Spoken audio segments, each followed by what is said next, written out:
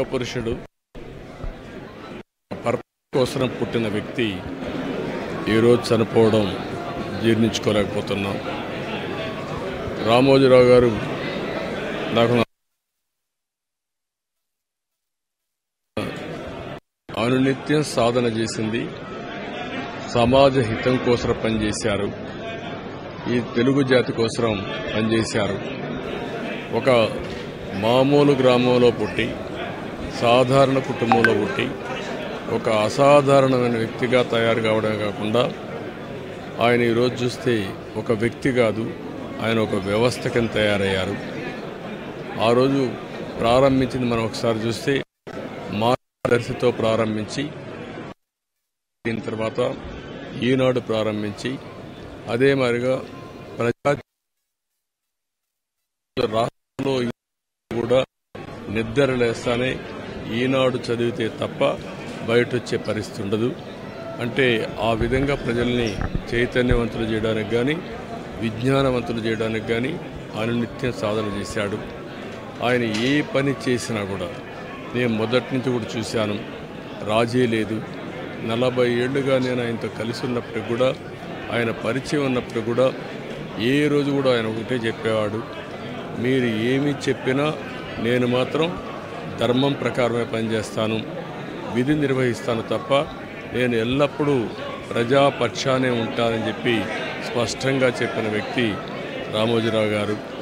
అంతేకాకుండా నిన్న చనిపోయే వరకు ఆయనకు ఒకటే కోరిక, నా కోరిక అంతా కూడా పనిలో అయితే అది నాకు ఆనందంగా ఉంటుంది. అంతేకాదు నేను చేసే ప్రతి నిమిషం నేను బ్రతుకున్నంత వరకు అవసరం పనిచేయాలి, పరిస్థితిని ఉండాలన్న వ్యక్తి రామోజీరావు గారు.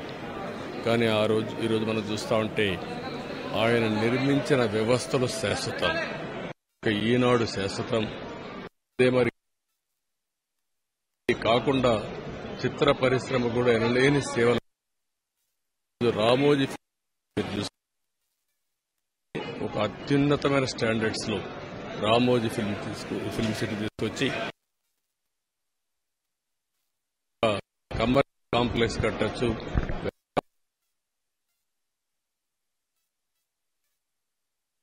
రాష్ట్రానికి ఆదాయం రావాలి.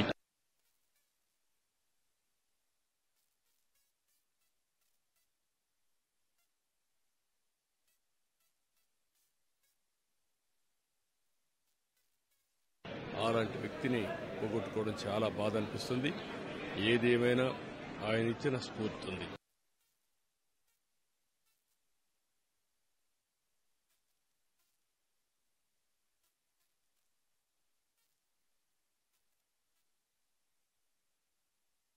మొన్న కూడా మీరు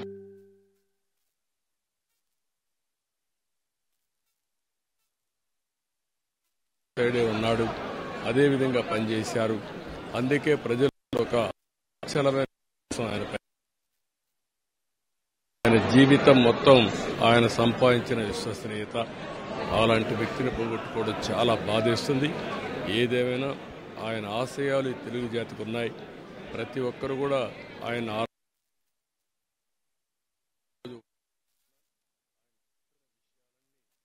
ఎవరిలో ఎప్పుడూ రింగుమంటూ ఉంటాయి, వినపడుతూ ఉంటాయి. తప్పకుండా మళ్ళా తెలుగు జాతిని ఏ విధంగా ముందుకు తీసుకుపోవడానికి, అదే మరి ప్రత్యేకంగా ఆంధ్రప్రదేశ్ నష్టపోయింది, ఆ రాష్ట్రాన్ని అభివృద్ధి చేయడానికి రామోజీరావు గారు ఇచ్చిన స్ఫూర్తితో ముందుకు పోతానని చెప్పి తెలియజేసుకుంటూ, మరొక్కసారి ఈనాడు ప్రేక్షకులకి, ఈటీవీ ప్రేక్షకులకి, రామోజీరావు గారి ఈరోజు ఈ సంస్థలో పనిచేసే సిబ్బందికి, అదే మరి కుటుంబ సభ్యులందరికీ కూడా నా ప్రగాఢ సానుభూతి తెలియజేస్తున్నా. వారికి భగవంతుడు ఒక శక్తిని ఇవ్వాలి. ఆ శక్తితో మళ్ళీ ఈ లెగసీని కంటిన్యూ చేసి రామోజీ గారి యొక్క స్ఫూర్తి చిరస్థాయిగా ఉండడం కోసం,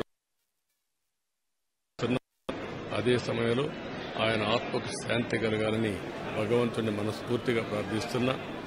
ఆయన చేసిన పనులు శాశ్వతం, భవిష్యత్